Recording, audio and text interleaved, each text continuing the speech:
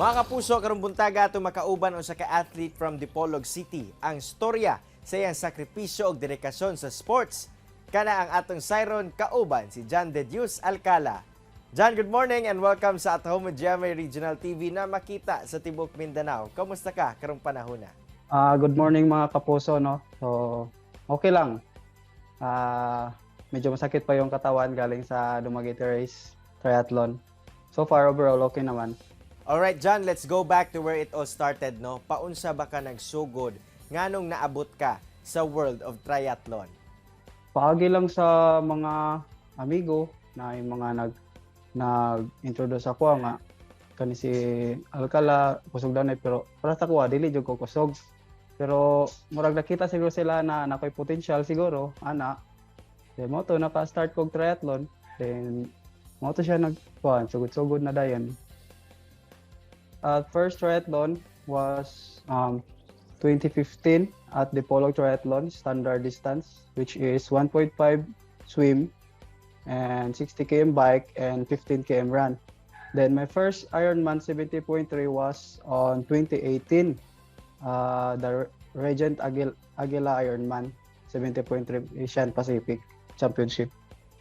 John, last March, you placed second no sa Ironman race. Nagbunga jud ang imong preparations ani nga event. Pero alang sa mga gusto mo sabak aning triathlon John, mamahimo ba nimo ma-share kanila unsa ang nahimo nimong preparations? Usually, my training program naman kaming provided by the Next Step Tri, yung triathlon coach of the Philippines team kay Coach Dan Brown at saka kay Coach Andy Brown. So, conditioning lang muna kung walang race. So, nung may race na, yung sa Subic 70.3, so actually 2 months lang yung preparation namin sa sa training kasi yung sponsor namin parang nagde-decide pa siya na matuloy ba or hindi kasi pandemic nga. So, yun. Nag-training kami within 2 months sa training camp namin doon sa sa Sultanaga de Maporo, Lanao del Norte. So doon kami nag-training camp with our coach Dan Brown. Everyday talaga yung tatlo, yung swim, bike, run, then kaon sakto dayon tulog og sakto para maka-recover din atong lawas. Self-discipline good. John, gawa sa triathlon, unsa ba ba ang lain pasab nimo nga ginakalingawan? Nagma-mountain bike ako sa mga bukid namin dito sa Dipolog pag walang mga race na triathlon, and medyo busy rin sa shop sa shop namin. Yun po. So far John, sa imong pagka-triathlete no, unsa ba ang makonsidera nimo nga unforgettable o memorable experience ni ini nga sport? Yung unforgettable ko po yung mga Ironman race ko talaga kasi kailangan mo talagang ilagay yung heart mo doon sa sa race na yon. Kasi pag hindi mo nilagay yung heart mo, parang hindi mo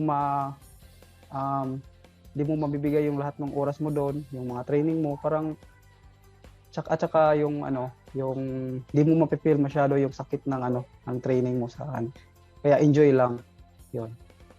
John, dili na to malimod no nga layo na magyud ka og naabot ni ini nga sport. Pero alang nimo, unsa ba ang nahatag ni ini nga sport ngadto sa imong kinabuhi? Adto na ba yung mga changes no nga nahatag ni sa imong life?